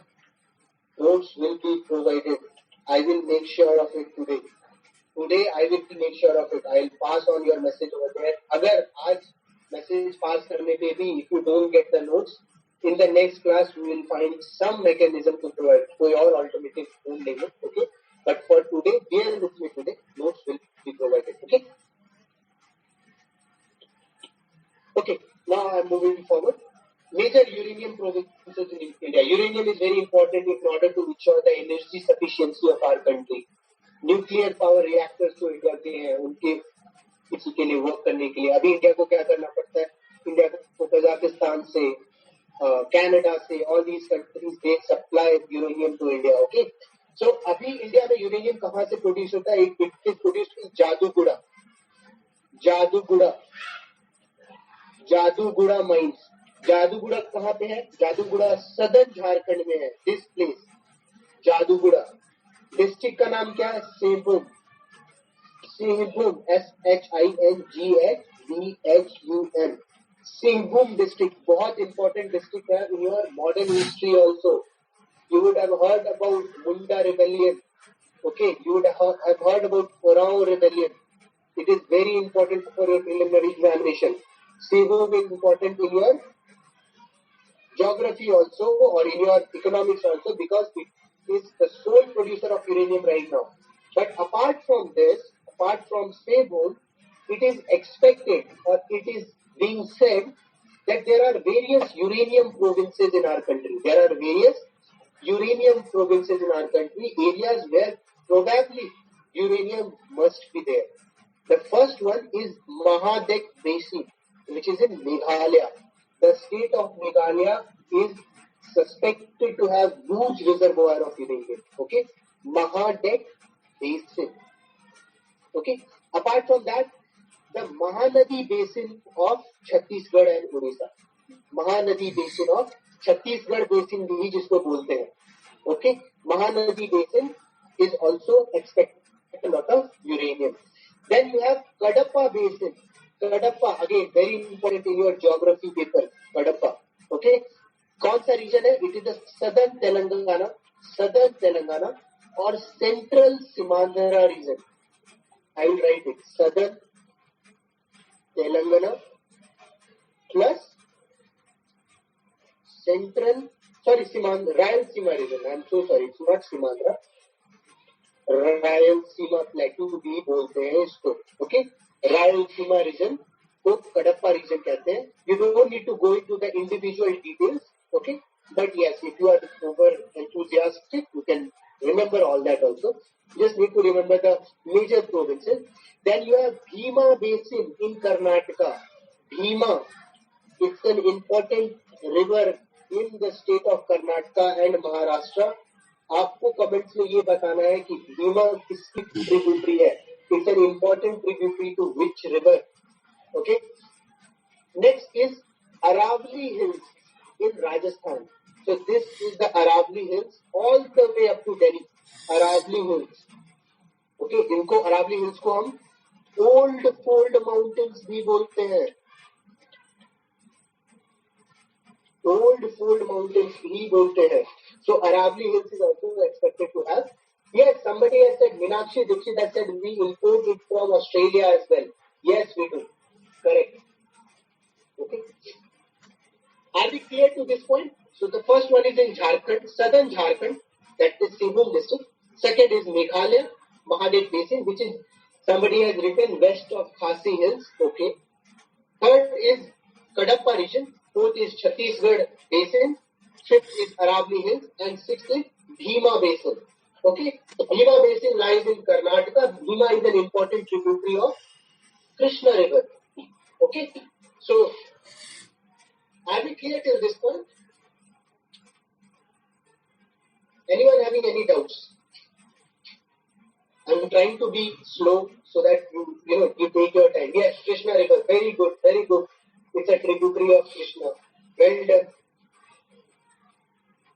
Some people are really working hard. The rest of you have to catch up with them.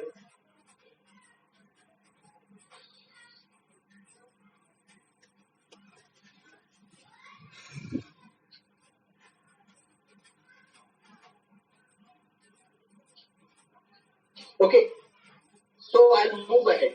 Now, because we talked about uranium, we have already talked about energy sector. Last class we talked about non-conventional energy sources.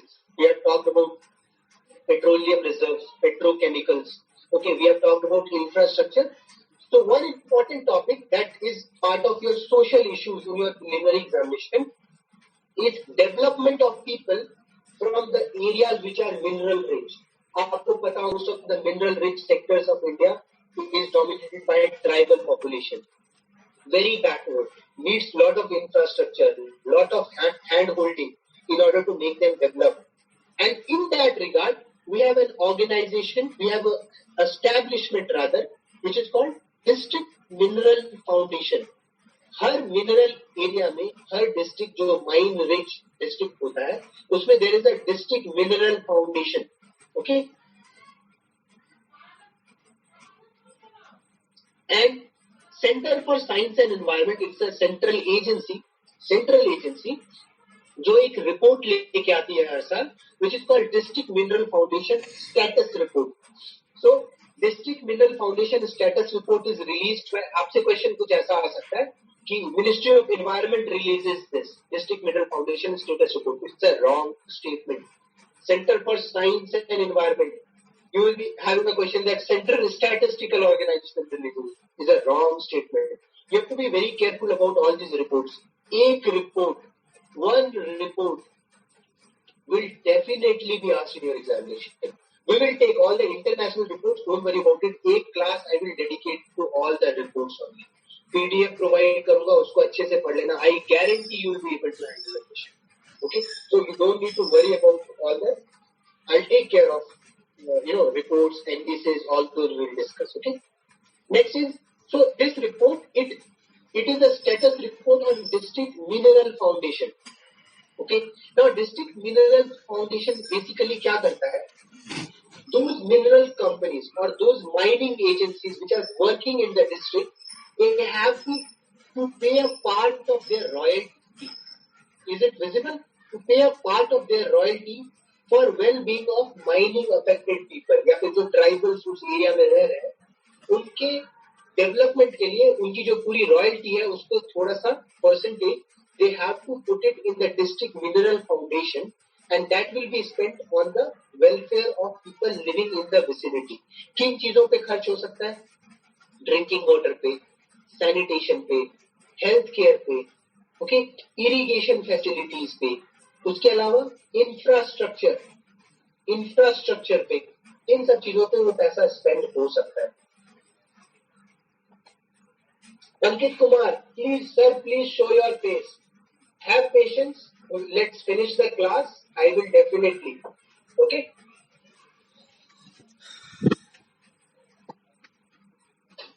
Okay, somebody has asked, we are not well at enrichment facilities, so what will be the utility to discover new sites? Very good question, but not very relevant for preliminary examination. कभी आराम से बात करेंगे इसके बारे में when we are taking care of mains examination. Let's be focused. We are forgetting one of the ground rules. हमारे पास enrichment facilities नहीं है, I agree, but we have collaboration with so many countries. France के साथ है, Russia के साथ है. You must be knowing about pressurized heavy water reactors and all. Okay, so let's just be focused on what is important for the preliminary examination. Okay, so these are high priorities area. जो ये अभी बताया मैंने, drinking water, sanitation, healthcare. These are high priority areas. Okay, and now इनके जो contribution है, ये जो royalty contribution है, इसके कारण जो भी development work हो रहा है, whatever is the development work, उसके ऊपर ये report आता है, which is known as district mineral foundation report. Now, इससे लिंक एक गवर्नमेंट की स्कीम है which is called Pradhan Mantri Khanij Kshetra Kalyan Yojana, prime minister mineral area development programme. Okay, so it is called prime minister mineral area development programme. Okay, now ये scheme क्या करता है? This scheme provides for welfare of areas and people affected by mining related operations. Affected by mining related operations using the funds. ये जो पैसा आया district mineral foundation में, वो जितना भी पैसा है उस पैसे का इस्तेमाल करके प्रधानमंत्री खनिज क्षेत्र कल्याण योजना नामक स्कीम के तहत we help in development and welfare who are affected with mining related operations. Am I clear till this point? Okay. Somebody has asked, sir, India is a major source of thorium. Very correct. India is a major source of thorium. Kerala, okay, is known for thorium reserves. Okay. Moving ahead. Anybody having any doubts till now?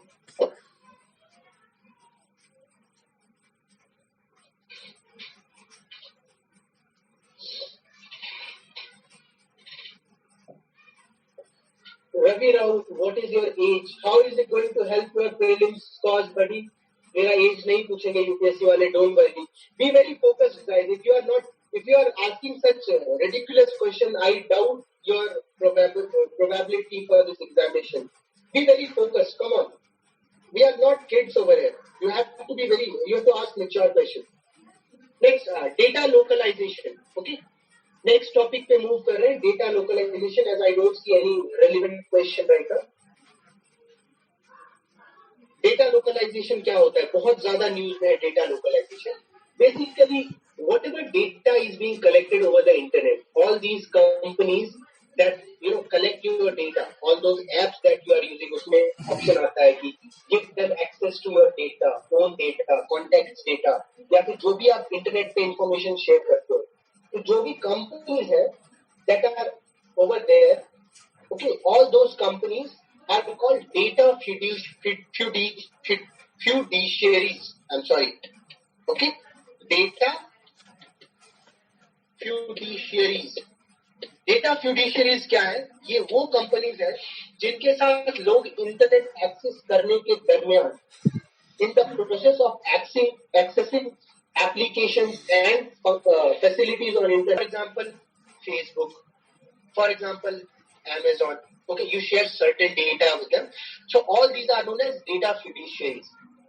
Government ये कहती है कि जो भी ये data है, जो भी डोमेस्टिक इंडियंस का डेटा आप कलेक्ट कर रहे हो, it should be processed उसका प्रोसेसिंग और स्टोरेज, और it should be stored in the country itself. India के लोगों का डेटा इंडिया में ही सेव होना चाहिए, इंडिया में ही प्रोसेस होना चाहिए. This government policy is known as data localization. Am I clear about it?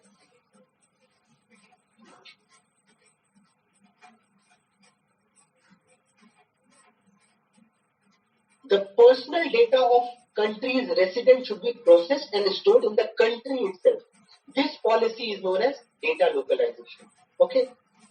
Now, there are certain catches or there are certain conditionalities in this. The first is that some directives may restrict data flow entirely. अगर country ये कहते कि आप data कहीं बाहर store कर ही नहीं सकते, entire data should be stored and processed in the country. That is one way of data localization. While others, some countries, they are liberal in this sense. They say that they leniently allow conditional data sharing and data mirroring. Now some of you will ask data mirroring क्या होता है? Okay, ये copy paste को data mirroring बोलते हैं. जो आपका data है उसका बैकअप बना के कहीं और रख लिया, कहीं और मेरा डेटा सेंटर से, for example Amazon has a data center in Alaska or Amazon has a data center in San Jose in United States of America. So Amazon पूरे का पूरा डेटा इंडिया में प्रोसेस कर रही है. It is processing and storing the data in India, but at the same time it is creating a backup, copy paste in its data centers at Alaska or San Jose. That process is known as data mirroring. Data sharing, you already know. If Amazon is sharing your data with some other company, say for example, it is sharing your data with Apache web server. Apache web server is again an important web server. Okay. So if it is sharing your data, again, if that is leniently allowed, these are the conditionalities. Okay. I think everybody is clear about. Somebody said we are thinking data fiduciaries. I'm having tough time with this word. Data fiduciaries. So basically क्या है? जब आप internet पे कोई application, कोई software, कोई social media site use करते हैं, you provide some information to them about. Some data is shared by you, some data is being collected by the application. तो उस एप्लीकेशन के जो ओनर है, जो उसके मालिक है, फॉर एग्जाम्पल फेसबुक चलाते हो आप, इंस्टाग्राम चलाते हो आप, ओके, टिकटॉक मत चलाना, it is not going to help you clear the preliminary examination. Okay, and be away from all the social media sites. Okay, that was on a lighter note. So all these agencies, Facebook or Amazon or Myntra or Flipkart, okay, all these agencies that collect certain data of the customers are known as data fiduciaries. Am I clear? Okay, somebody has asked, Sangram Kondekar has asked, what about Zoom video conferencing app data theft concern? Very good question. Not going to be asked in your UPSC examination. Relax and let it go. Okay? Okay, shall we move ahead? Why is data localization important? Next is, क्या जरूरत क्यों आ पड़ी government को कि ऐसा कोई data localization? It is important to secure citizens' data. It is important to ensure data privacy, which is a fundamental right. ये fundamental right किस judgment के अंडर आया है? कौन सा judgment था that gave this fundamental right to privacy to us? Comments में लिख के बताओ. Okay? Next is data sovereignty. Data sovereignty क्या है? Indians का data should access, used and internalized on the policy and on the wishes of Indian government only, on the wishes of Indian people only. Indian constitution के तहत ही हमारे data का use होना चाहिए. That is data sovereignty. It should not be used or it should not be operationalized by some other government. Okay. Next is national security. Yes, of course, there are security threats due to data thefts and all. Then economic development of the country, because data is the new oil. You would have heard about this term. Data is the new oil. Okay, lot of technology, machine learning का जमाना आ रहा है. Okay, how people are going to purchase things will be determined already be determined based on your behavior. How you access internet? क्या है ये? This is data processing or data mining, and it will help in economic development of the country. Okay. Good. Somebody has written the judgment, Kutuswamy judgment, very good. And somebody has asked a question. Where is that question? Data sovereignty. Yes. So data sovereignty क्या होता है? First of all, you need to know sovereignty क्या है. देश का संविधान, देश का कानून जो है वो देश के लोगों के द्वारा बनाया गया है और वो कैसे चलाया जाएगा, how this is going to be determined, should also be governed by the people of this country. ये जो aspect है that India internally is a sovereign nation. Okay, we are free to govern ourselves the way we want. This is called sovereignty. Data sovereignty क्या है? We are free to govern the mode of operation of how we are going to use data on our own. Okay, कोई और country आके यहाँ पे terms dictate नहीं करेगी. That is known as data sovereignty. Okay. Next, इसका दो application. What are the applications of this data localization thing in recent news? First is draft e-commerce policy. Okay, it has a provision for data localization. We'll talk about draft e-commerce policy in the next 2 minutes. Don't worry.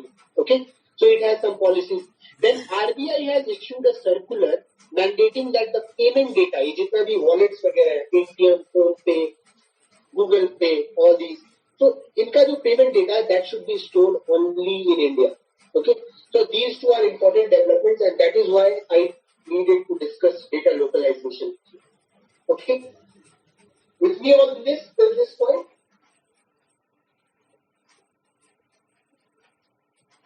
Itself is using our data. Somebody has asked. Very good question. Yes, government should use your data in order to facilitate. We are a welfare state. Government अपनी policies को, अपने social, initiatives को लोगों तक बेहतर पहुंचा सके, इसके लिए government आपका data use कर सकती है. But there is certain limit. वो जो permission है government को to use your data should come from the people itself. People should be the sole owner of their personal data. That is why right to privacy has been brought into picture. Okay, so government is using personal data. Right now, अभी आपने Aarogya Setu app देखा होगा. Aarogya Setu. Now, if you have not downloaded this app, please do download this app. अब government अगर आपका Bluetooth data plus your location data नहीं use करेगी, तो government does not use that data. You the facility to know कि आपके area में Covid patients है या नहीं. How is it going to provide you the facility to know whether you are safe or not? So yes, government should be able to use personal data, but there should be check and balances. Having said that, there should be check and balances. There should not be absolute immunity to government. There should not be something called state surveillance. The state should not surveil upon, snoop upon its citizens. That should not be the case. The state should facilitate the citizens. Okay, that is the word. The state should be a facilitator. Okay, shall we move ahead?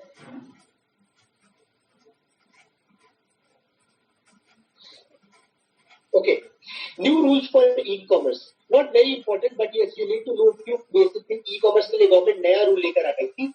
Cap of 25% on the inventory from a particular vendor. क्या मतलब है इसका? What does this mean? That if I am selling something on Amazon and Amazon is trying to favor me, Amazon मुझे favor करने की कोशिश कर रहा है. On all the products, say for example I am selling a pen. So if there are 100 pens on display on Amazon, 50 pens are right from me only. Okay. So what happens because of this? It gives an edge to me over other competitors. जो भी market में और लोग, people who are selling pen, it will give me an edge. It is an undue competition. It is a partial competition that is being provided. So government has come up with a regulation that there should be a cap of 25%. I'm sorry, 25% on the inventory from a particular vendor. ज़्यादा से ज़्यादा आप 25% की ही inventory show कर सकते हैं. Okay. Not to be allowed to offer deep discounts. I know everybody of you would have used online sites and all. Deep discounts should not be allowed because it again, hampers competition between the people who are in the retail market. दुकानों में जिस दाम पे चीजें मिल रही है, it will be much more lesser, much more cheaper on the internet. So people जिन्होंने दुकानें खोल रखी, they'll run out of competition, they'll lose their jobs. So government has came up with the idea that they should not offer deep discounts. Okay. And last point is that there should be auditing of all these e-commerce. उनकी auditing होनी चाहिए, उनके account का check होना चाहिए, and a report of the audit along with a certificate is to be provided to Reserve Bank of India. RBI को e-commerce websites will be providing a certificate along with a report of statutory auditor. एक registered auditor ने उनका पूरा खाता check किया है, accounts check किया है और एक अपना सर्टिफिकेट उसमें लगा के कि हाँ सब कुछ सही है, everything is fair and transparent. It should be furnished to Reserve Bank of India. Are we clear about these two? Okay, somebody can repeat cap of 25%. Again, as I said, suppose there are 100 pens, 100 कलम cell हो रहा है Amazon पे. 100 pens are being sold on Amazon. And Amazon is trying to favor me. मैं pen का एक वो हूँ, I am a producer, and it is trying to, favor my brand. It is only showing my inventory. So 50, half of the inventory is just, varieties of pens from me. तो इसके कारण क्या होता है, बाकी के जो vendors हैं, other vendors who are registered on the site, they run out of competition. So this is unfair. Okay. That is why government came up with the idea that at the max, 25% of the inventory should only be from a particular vendor. 25% of the inventory should be from a particular vendor. Am I clear? Okay, we'll move ahead. We have less than 6 minutes, and we have a lot to cover. Okay, so what I'll do is I'll cover till e-commerce. Okay, and then we will take a question. We'll take a MCQ question for your preliminary examination. Okay, and then maybe in the next class we'll MSME sector in India. Okay, so two important aspects for your preliminary examination in e-commerce is inventory model and marketplace model. दो model होते हैं business के. Inventory model क्या होता है? The products are owned by online shopping company. Online shopping company के द्वारा products are owned. You would have heard about Ajio, Reliance की कंपनी है ये. ओके, all the products are owned by this company. इन्हीं के प्रोडक्ट्स होते हैं. Okay, this is known as inventory model. Okay, online shopping company owns certain products. You would have heard about Amazon Basics.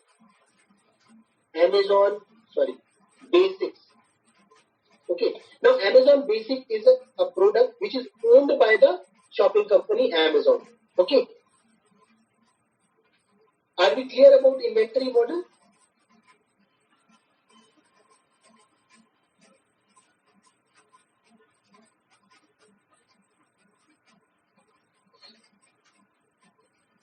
Alibaba works on inventory model. Very good. Alibaba, yes, works on inventory model. Then comes marketplace model. Second is marketplace model. So marketplace model में क्या होता है? The e-commerce company, it provides an IT platform. एक app बना दिया उन्होंने, एक website बना दी उन्होंने, जिसके सारे वेंडर्स रजिस्टर कर सकते हैं. So different number of vendors, like I am a pen, seller. मेरे पास पेन की फैक्ट्री है. ठीक है, तो मेरे जैसे 10 और पेन की फैक्ट्री के ओनर्स हैं. All of them will register and all of them will get an online market place to sell their products. This is called market place model. So market place model is an e commerce company provides an IT platform on electronic network and acts as a facilitator. वो हमारे products को बस display कर देता है, उसका price बता देता है and people can purchase it from them. So facilitates between buyers and sellers without warehousing the products. ऐसा नहीं कि वो सारा प्रोडक्ट अपने पास रख रहा है और उसको बेच रहा है. Can directly sellers can just register themselves and buyers can click on purchase and then I will have to ship that product to the buyer. Okay, so this is it. Now 100% FDI is allowed in marketplace model. Market place model में 100% foreign direct investment allowed है. Okay, now inventory model में FDI allowed नहीं है. Inventory model से for example Amazon basic जो है, Amazon का product Amazon basic जो है, that is a part of inventory of Amazon. इसमें एफडीआई नहीं अलाउड है. ओके, इन्वेंट्री मॉडल में एफडीआई अलाउड नहीं है. मार्केट प्लेस मॉडल में FDI 100% FDI is allowed. Okay, anyone who sir class कब फिनिश होगी? Very good question. I think institute ने बताया होगा आपको कितने टाइम की क्लास है. Come on, be enthusiastic about the class. It's a 2-hour class. It will be over in the next 2 minutes. So bear with me for 120 seconds. Okay. Now let's move to one question, an important question, MCQ kar lete hain, and then we will be done with the class. Look at this. Look at the question and tell me the answer. Consider the following statements. Okay. Inflation erodes the value of currency. Inflation जो है वो currency रुपए की value को घटा देता है, ऐसा ये कह रहा है. एंड सेकेंड इज इन्फ्लेशन में lead to depreciation of domestic currency. Depreciation of domestic currency. Okay, जो करेंसी की वैल्यू है किसी और कंट्री के करेंसी के कंपैरिजन में वो घट जाती है. ये दो स्टेटमेंट्स है. You have to tell me the right answer to this, whether it is 1 only, 2 only, both 1 and 2 or none of them.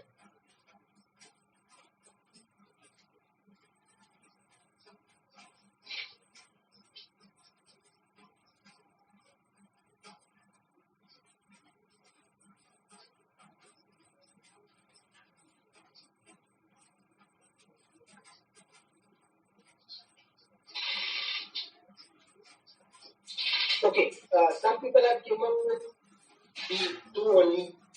Some people have came up with C. Okay, D. Someone, Bhavna has come up with E options. No takers for A. Only one is correct. कोई नहीं है. Okay, so I'll tell you the right answer is C. Right answer is C. Both the statements are correct. I'll tell you how. Maybe when we'll be talking about banking and financial sectors, we'll get to know a little bit more about inflation and all. But I expect that the theory part, inflation क्या होता है, depreciation क्या होता है, okay, currency valuation क्या होता है, devaluation of currency क्या होता है. If you have not read, go home today and read it. Next week we have to start banking, okay, and finance. So first, inflation erodes the value of currency. Suppose मेरे पास 10 रुपए, I have 10 rupees, and today 1 kg of tomato, 1 kg of tomato or tomato, okay, cost you 10 rupees. Okay, so I will be able to buy 1 kg, 1 kilo टमाटर में खरीद सकता हूँ. Inflation के कारण क्या होगा? टोमेटो की prices will go up. Okay, so from 10 if the price goes to 20, okay, अगर टोमेटो पर केजी 20 हो गया, then in case of inflation I will be able to buy half kg of tomato only. Okay, half kg of tomato only. So what happened? The value of currency, the value of money has decreased. Am I clear with the first statement? Anyone who did not understand the first one?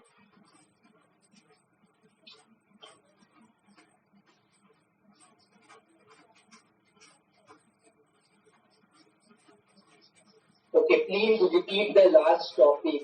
Okay, I will repeat the last topic. Just give me 2 minutes. Adnan, I'll do it for you. Okay? Last topic. So, everyone have understood the first statement, how it is correct? Okay, purchasing power of currency or erodes the value of currency is the same thing. Okay, Gaurav. Now, next. Inflation may lead to depreciation of domestic currency. Suppose there is rise in the prices, okay, rise in prices. तो उसके कारण उसको क्या बोलते हैं हम लोग? Inflation बोलते हैं. We call it inflation. Now, because there is rise in prices, the raw materials will be costly. Okay, So if the raw materials are costly, final products will be costly. Final products are costly, our exports will be costly. Okay, हमारे exports का दाम बढ़ जाएगा. अगर हमारा making charges, if our manufacturing cost increases, then exports will be costly. If export is costly, that means comparatively there will be cheaper imports in our country. There will be cheaper imports in our country. Also, domestic products, जो India में सामान बन रहा है, inflation के कारण their rates have increased. So people will prefer to buy more imported products, more foreign goods जो उनको सस्ता मिले. इसके कारण there will be an import export imbalance. Export imbalance. Okay, and because of this import export imbalance, there will be lot of overdue in terms of import. अगर हम America से कुछ import कर रहे हैं, there will be lot of overdue. And in the due process, dollar will thus become, the value of dollar will get higher, or the value of Indian rupee will depreciate, because हमारे पास we have lesser dollars, okay, as compared to rupees. Understood? Anyone who has not been able to understand this?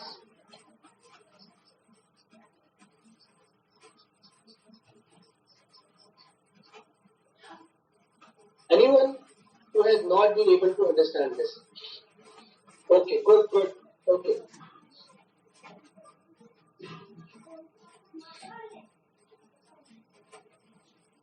Okay, yes. So somebody has written, Purvi has written, what if a country is importer of raw material? So if a country is importer of raw material, okay, and exporter of finished good, it's very good. It's because the finished good will cost higher than the raw materials. If the raw materials are costing higher, again there will be a deficit. Okay. Demand pull inflation, yes. So we are done with the topic today. Okay, some of you were very interested in, some of you were asking me, sir, please share your screen. Okay, so we are done with the topic today. Somebody said, please repeat the last topic. Last topic में हम लोगों ने बात की थी e-commerce websites. So e-commerce website में दो model होते हैं, inventory model और marketplace model. Now जो inventory model होता है, okay, in that there is inventory of goods and services provided by different vendors. बहुत सारे vendors हैं जो goods and services provide करते हैं. Okay, suppose Amazon starts making its own products in India, which is called Amazon Basic. So that is the inventory model.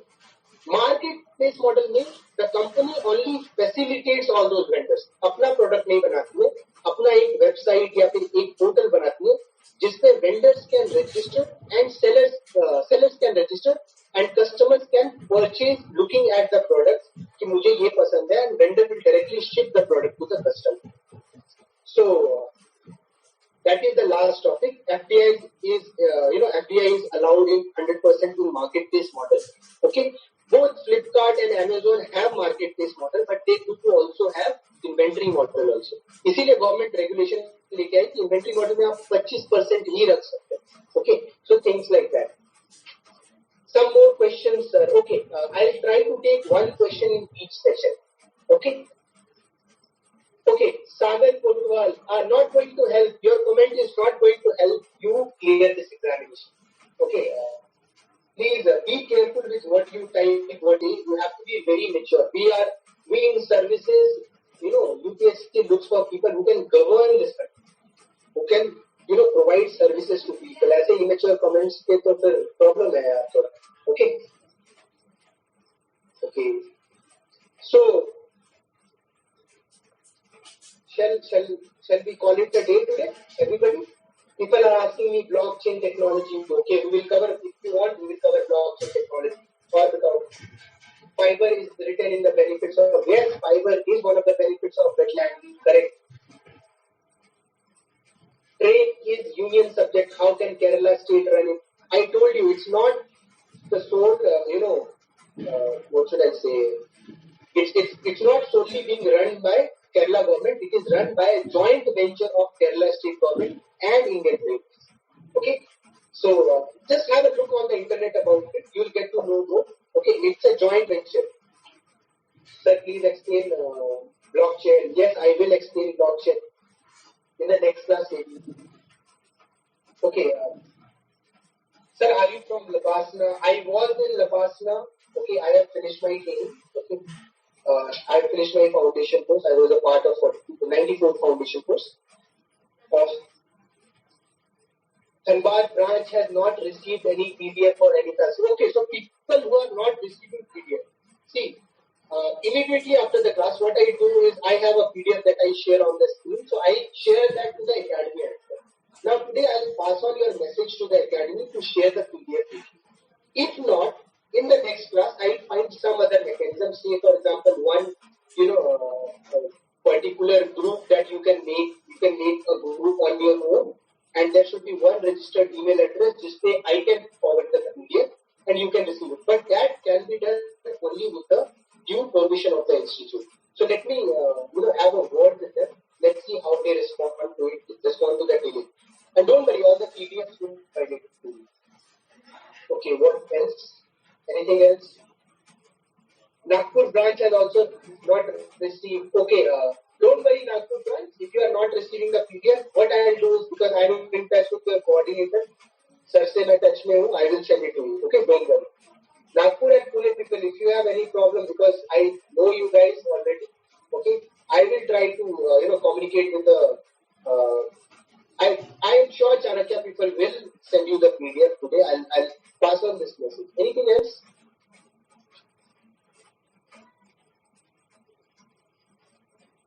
Sir, please repeat Ramsar convention. And not convention, you have written convention. No problem. Ramsar convention, again, it's a convention that deals with wetlands and their conservation.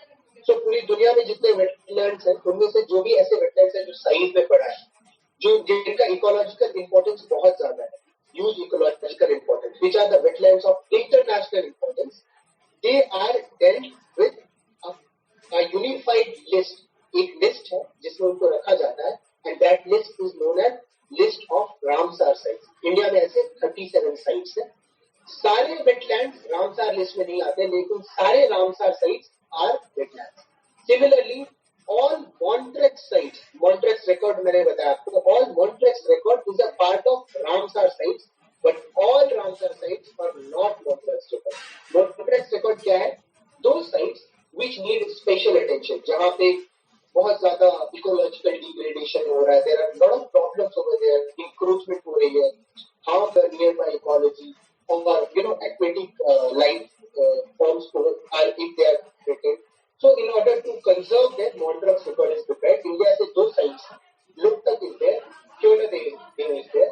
So and you need to go through the 27 sites. Please take the homework seriously. Okay.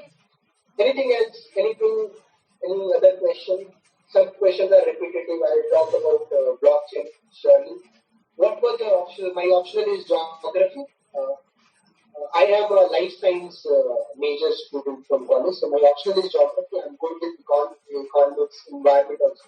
So if you have any questions, if we get time, we will take care. Geography, don't mention any current affairs. I'll deal with them. I will take care of your art and culture also. Okay.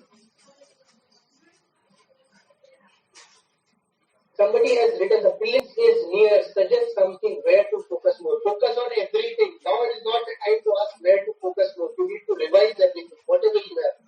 Focus on current affairs. If you want one word answer, it's current affairs. Okay, that's 2 words. So please. Okay, thank you so much.